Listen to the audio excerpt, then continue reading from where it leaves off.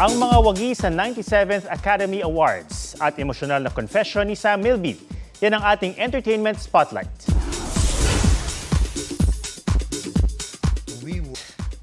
Everything about my wife star, Sam Milby. Emosyonal na inamin sa Fast Talk with Boy Abunda na hindi naging madali ang breakup nila ni Catriona Gray. If people think that it's been easy for me, it has.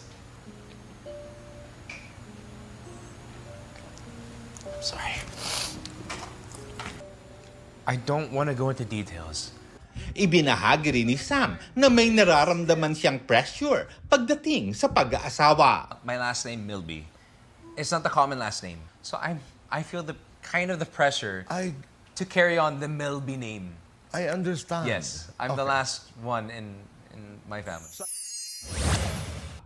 Big winner sa 97th Academy Awards ang pelikulang Anora with 5 awards including Best Picture. Best Actor si Adrian Brody for The Brutalist na nag-uwi rin ng iba pang awards. Nagbigay tribute naman kay James Bond sina Ariana Grande at Cynthia Erivo ng Wicked, Doja Cat, Ray at Lisa ng Blackpink na first ever Korean artist na nag-perform sa Oscars. Manila concert ni JB ng GOT7 nitong weekend. Jam-packed.